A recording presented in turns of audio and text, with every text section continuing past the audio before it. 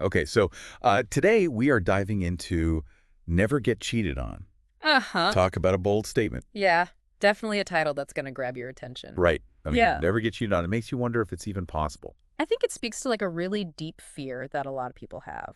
Totally. And the author really dives into that fear right away. Yeah. He basically says that cheating happens because people have unmet needs in their relationships. Hmm. And so instead of, talking things out, they go looking for what they're missing somewhere else. Interesting. So it's almost like he's putting the emphasis on individual responsibility. Yeah, So, instead of blaming external factors or the other person, you're exactly. taking ownership of your Yeah. needs.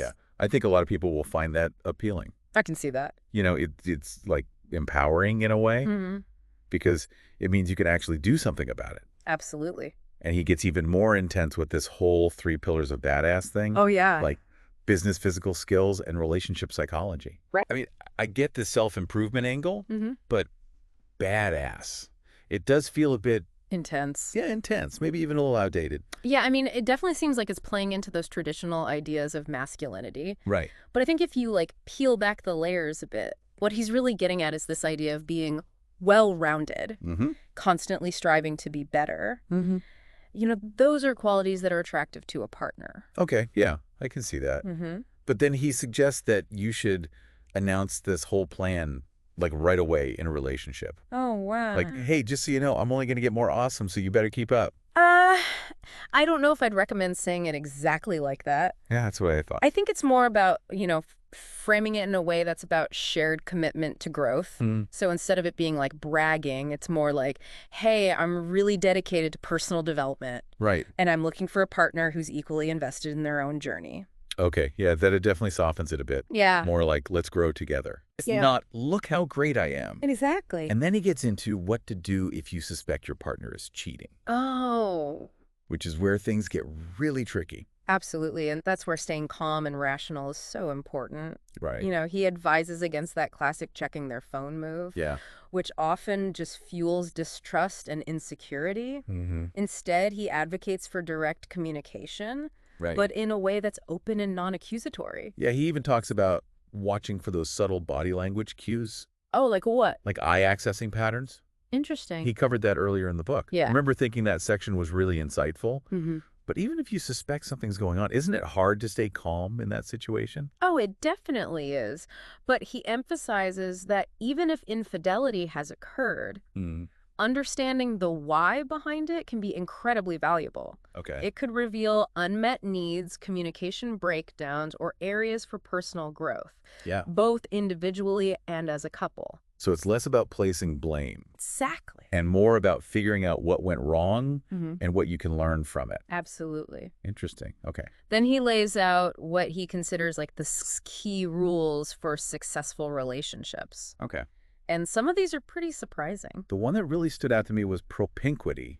Propinquity. I mean, who even uses that word? Yeah. It basically means being close to someone's social circle. Mm-hmm. And he even suggests strategically infiltrating groups to increase your dating options. Wow. Doesn't that seem a little manipulative? It's definitely a bold approach, but it highlights the importance of social dynamics in attraction. Right. We're naturally drawn to people who are integrated into our existing social networks. I guess that makes sense. The author might be a little extreme in his methods, but understanding those dynamics can be helpful. Okay. Yeah, I can see that. Mm. Then there's the whole chemical attraction thing. Oh, yeah. He's not just talking pheromones here. He's talking about actual scents. Oh, wow. This is where it gets fascinating. Right.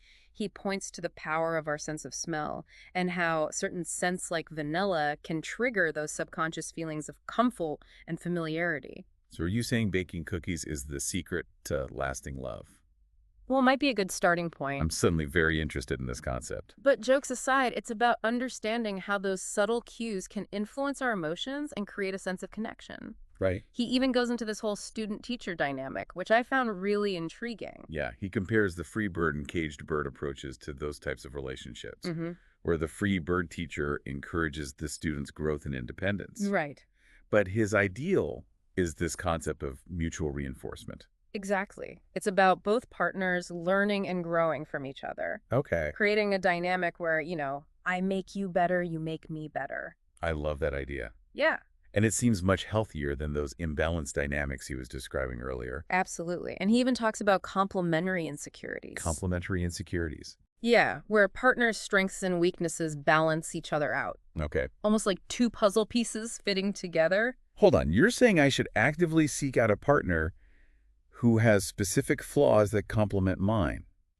Well, That feels a little calculated, doesn't it? it's not about seeking out flaws, but recognizing that we all have them. Okay. And sometimes those imperfections can actually create a beautiful synergy when they complement each other. Yeah, it's not about, like going out and searching for a partner with certain flaws. Right. It's more about recognizing that, everyone has their own strengths and weaknesses. Yeah. And sometimes those imperfections can actually, create a really amazing balance. So it's not about finding someone who's just like you, Right. but someone who challenges you Exactly. and helps you grow in those areas where you might be a little weaker. Precisely. He uses this analogy of a lock and key. Okay. Sometimes the key that fits perfectly isn't the one you'd expect. I like that. Yeah. And it makes sense when you think about how opposites often attract. Right. But it's not just about, having different strengths and weaknesses, is it? No. He also talked about common insecurities, Yes. where partners bond over shared vulnerabilities. Exactly. He argues that those common insecurities can actually create this sense of solidarity and understanding, making the relationship feel safe and supportive. So it's like finding someone who really gets you. Yeah, Like they understand your deepest fears and anxieties. absolutely. And that can be incredibly comforting, especially when you're feeling vulnerable. Absolutely.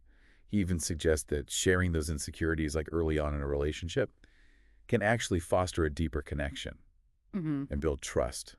I agree. It kind of goes against that typical dating advice of always presenting your best self. Right. But you can see how, being open and vulnerable right away can create a more authentic connection. Totally.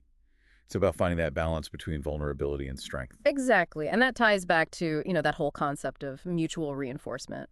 Partners who can support each other through their insecurities, but also encourage growth. Right. Create a truly empowering dynamic. Okay, so we've covered 5 of his 6 rules for successful relationships. Okay. Familiarity, propinquity, chemical attraction, Right. the student-teacher dynamic, Mm-hmm. and mutual reinforcement. Yes. What's the 6th one? The 6th rule is similarity, Okay. which, might seem pretty straightforward, Yeah. but he dives a bit deeper. Okay. He argues that, it's not just about shared interests or values or backgrounds, but having like similar levels of insecurity. Okay, this is where I get a little lost. Yeah. Are you saying that we're like drawn to people who are as messed up as we are? Not necessarily. Right. He explains that, there are 2 types of similarity at play here. Okay. Common insecurities and complementary insecurities. Right. We've already talked about complementary insecurities. Yes, where partners' strengths and weaknesses balance each other out. Exactly, the lock and key analogy. Right. But what about those common insecurities? Yeah. What about those? Think of it as, finding solidarity in shared vulnerabilities. Okay. 2 people might bond over, their shared fear of public speaking, Right. their struggles with body image, or even, their tendency to burn toast. Okay. That makes me feel a little better. Yeah. So it's not about being attracted to someone's flaws, but, finding comfort and understanding in shared experiences. Exactly. It creates that sense of we're in this together. Right. Which can be incredibly bonding, especially when you're facing life's challenges. It's like that saying, misery loves company, Right. but in a more positive light. Exactly. And he argues that these common insecurities, coupled with complementary insecurities, are essential for, a long-term fulfilling relationship because they provide these opportunities for continuous learning and growth. So it's not about finding a perfect partner, No. but someone who complements your imperfections. Yes. And challenges you to become, a better version of yourself. Precisely. And that ongoing process of growth and discovery can keep the relationship, dynamic and exciting, even after years or even decades together. That's a really beautiful way to think about it. Yeah. It shifts the focus from finding someone who completes you to, finding someone who helps you become more complete within yourself. It does. And I think that's a powerful message for anyone seeking a truly fulfilling and lasting relationship. So much to think about from this book. Right. Badass pillars and strategic social infiltration, sense and imperfections. Definitely a lot to unpack.